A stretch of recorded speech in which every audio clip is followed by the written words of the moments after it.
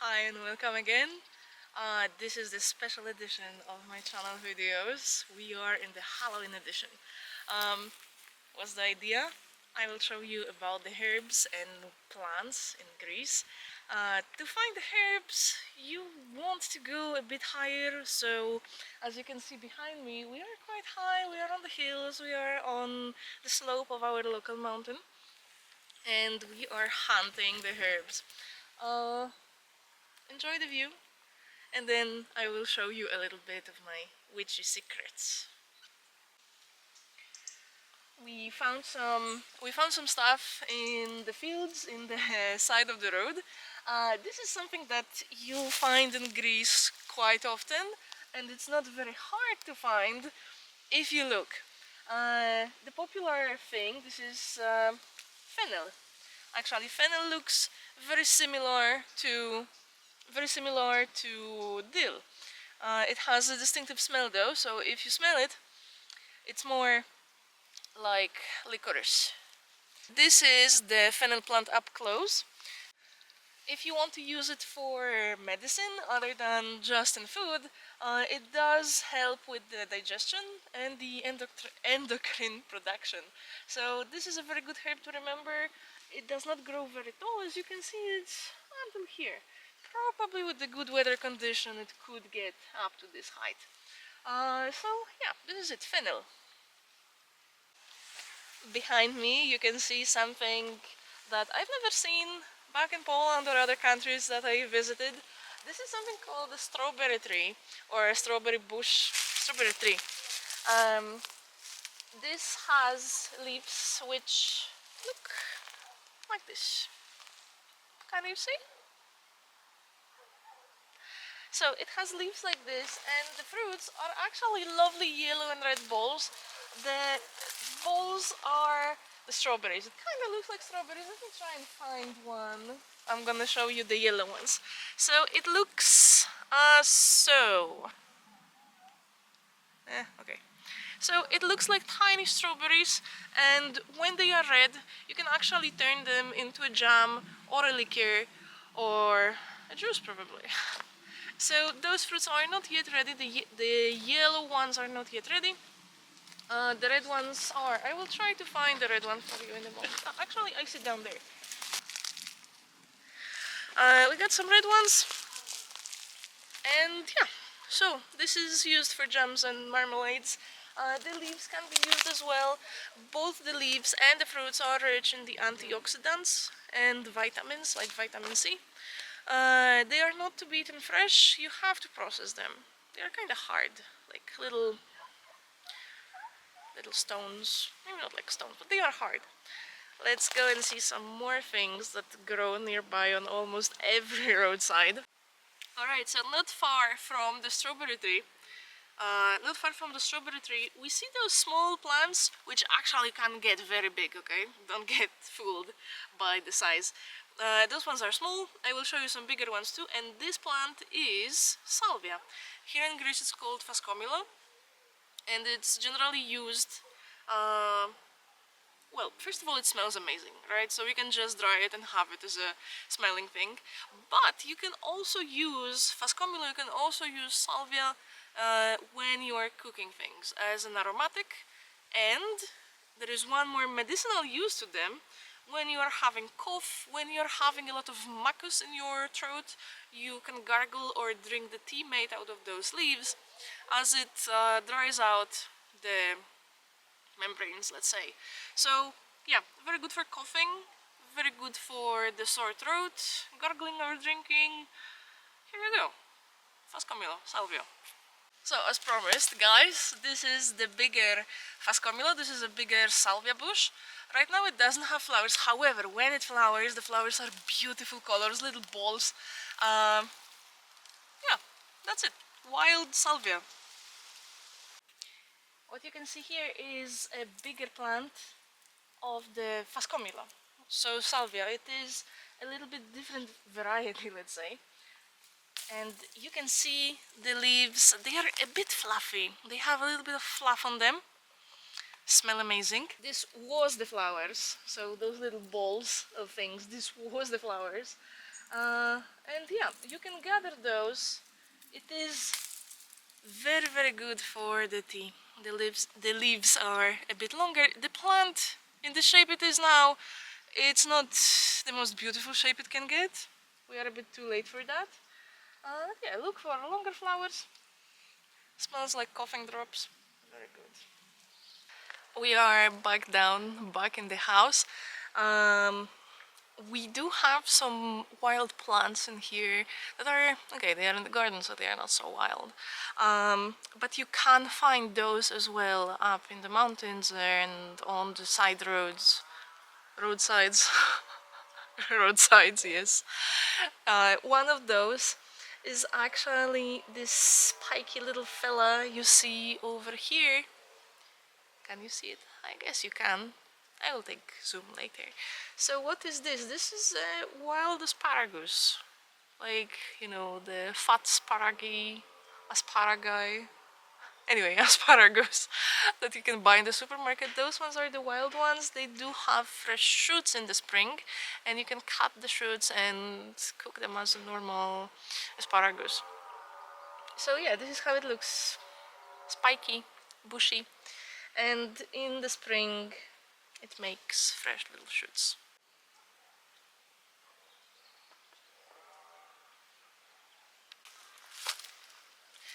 What you can see over here is something that grows widely all throughout Greece. You can find it in cities, you can find it everywhere.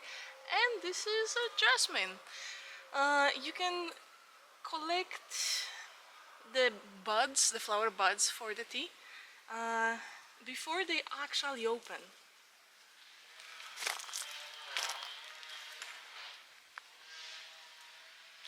They are not the biggest ones, since it's kind of half wild.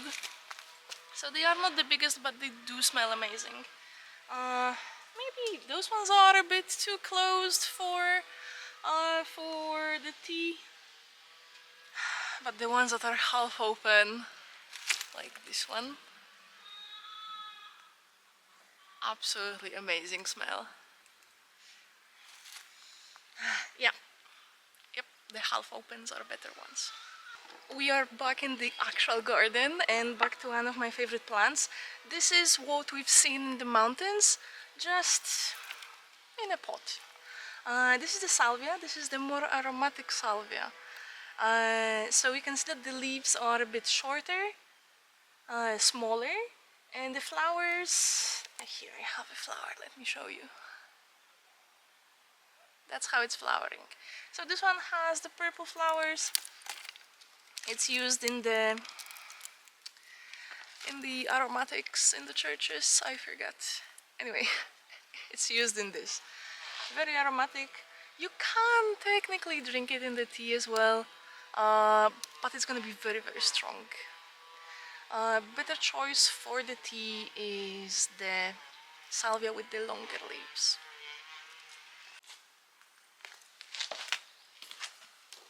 We are back into the herbal part of the garden or around the house. So about the herbs that I have in here, you can see that I have the Melissa plant, Melissochorto, this one.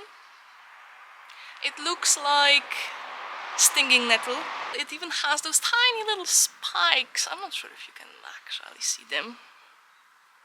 Come on. So what is the actual medicinal use of those? Those guys are great if you are very nervous. So they have a calming effect. But I've been reading that actually those things also help you with the thyroid hormones and lowering the thyroid hormones level. So calming, absolutely delicious in the tea. Hello, cat. Are you a witch hat? Witch cat. Calming, thyroid, very good. Over here I have a very big plant, as you can see, which actually grows very fast. I got this when it was a tiny little plant from the farmer's market, and this is lavender. So everyone knows about uses of lavender where you hang it inside of the closet, so you can take, after it blooms, you gather the endings, the little sticks, and you need the pods. So you gather the pods, put them in a small bag and hang it in the closet, and what it will do is actually repel the bugs that can eat through your coats and hats and, you know, all the woolen stuff like blankets, etc. So this is one use, and the other use is, of course, the nice smell. However, you can use lavender. You can use lavender in a medicinal setup as well. You can take the small leaves, little cat. You can take the small leaves or the flowers, the blooms or the pods, and you can make tea out of it. And this tea is actually working when you cannot sleep. So this will help you fall asleep in about 30 minutes after drinking tea like this. You are knocked down and sleeping well. So yeah, it's a mild sleeping helper. Cat.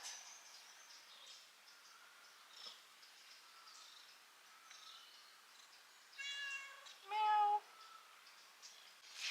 Alright, what you can see over here is actually my mint. It's not very beautiful, okay?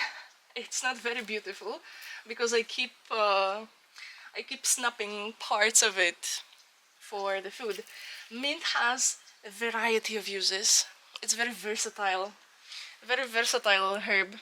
So it will help you as a tea with the throat problems. It will help you as a tea with the stomach problems. When you have an upset stomach, you can drink some tea made out of mint and it will help you get better. And then it's super refreshing. You can put it in mojito. You can put it in other drinks. Here in Greece also some people are putting mint in the fried eggs as a spice. As a herb.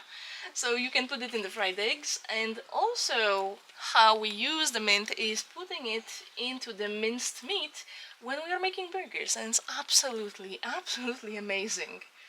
So yeah, tea, food, medicine, amazing herb.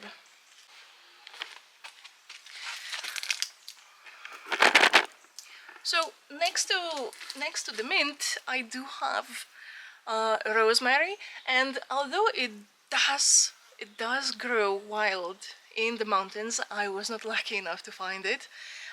So here is my small one in the pot. So it is once again a very versatile herb that you can use for different things, and of course cooking is the main use.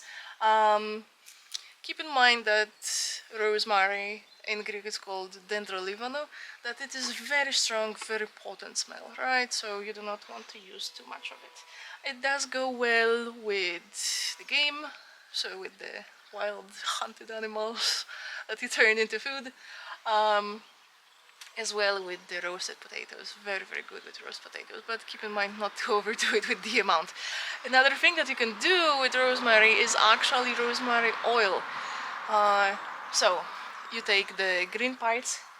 Bishkot, you are interrupting so hard. What you can do is actually put it in the olive oil, warm the olive oil so that that rosemary dendrolivano starts releasing the oils, the essential oils, and those oils are actually excellent for growing hair and for eating too. So you can have aromatic oil made this way, which you can use for salads or well, baked potatoes in the oven, as well as for your hair. Applying rosemary oil is one of the main tricks used to grow your hair faster and longer. And Bishkot the cat really needs attention. You wanna show yourself? This cat. Back in the garden once again. There is one more thing that you will see all over the fields, and I have a cat tail in here. Something that you will see all over the fields and even on the sides of the road is this little thing that actually decided to grow on its own, and this is a wild leek. Wild leeks have the same medicinal properties as actual garlic. They grow very similar to garlic from little bulbs. You can eat the bulbs, you can eat the leaves. So how would you use it? Well, the same as garlic basically. It does the same thing as garlic, it's just milder in taste. Yeah, that's it. You can put it in soups, you can put it in salads. The one thing to remember is that you should not eat too much of those things because it might not be good for you in big amounts. Also worth remembering that this is not good for dogs, so remember not to give it to your dogs. It's another day of looking for stuff. This time we are in the lower parts of the neighborhood. We are not up in the mountains. And what we are looking for is some different things that you can find on this level and things that grow closer to the water sources, such as eucalyptus, which you can see in a moment. Let's go. Behind me you can see the eucalyptus tree. Those can be used for medicinal purposes as well. What you will do is gather the leaves. You can dry the leaves or use them fresh, and then once you are having cold, when you cannot breathe very well, what you will do is drop the leaves into the boiling water and wait for the fumes to fill the room, and then as you breathe it, it will get easier to breathe. Other thing is just for inhalation, so you do the same thing, drop the leaves into hot water, put a little towel over your head and breathe the fumes. So we don't have those in the house. I will gather some and then we will look for some more things.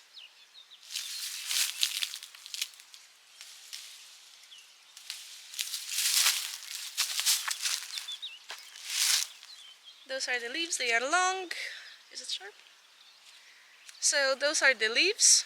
They are kind of long. The easiest way to figure out if you found eucalyptus tree is to crush the leaves in your hands and they will start releasing aromatic oils. And that smells like chewing gum. That's it. Let's gather some.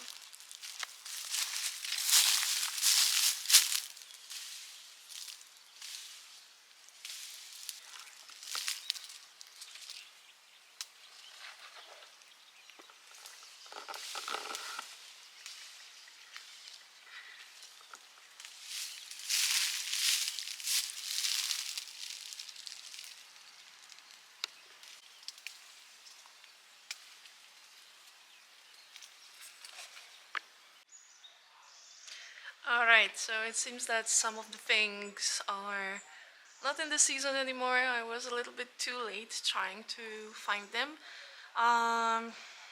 There are more plants out there that you can find that are very useful. Some of them I've seen, but they were completely dried out, and some of them need even higher altitudes than we were able to reach in the small car trip. And one of those is the ironwort, or the Greek mountain tea. This is how it looks. So I'm saying we did not find it, but yet I'm holding it. So yeah, I had to actually go and buy it to show it to you. I've seen this thing growing when we went for some trips in the higher mountains. I've seen them and I didn't gather them because I didn't know back then. Now I know. And yeah, this is a very, very good plant, very useful. Actually, Hippocrates, you know, the ancient medic guy, the ancient doctor, recognized this particular plant as very good for coughing and for treating colds. Actually, now it was recognized as having some more properties. Namely, it can help you with depression, it can help you with attention deficit disorders, it can help with many other things, and it also tastes amazing. So whenever you find the ironwort or the Greek mountain tea, you know, get this stuff because it's good and it smells super nice. Like a little lemony, little freshy. It reminds me of tea with lemon and honey. Absolutely amazing stuff. Highly recommend. High in the mountains. This is it for today. I hope you enjoyed it. And remember that whenever gathering herbs, there is way more out there. And also keep in mind the same rule as with mushrooms. If you are not sure, better not pick it up. So let me leave you to the last Halloween detail we have over here. And in the moment, you will see a little bit blurry, but still amazing wild bird we saw.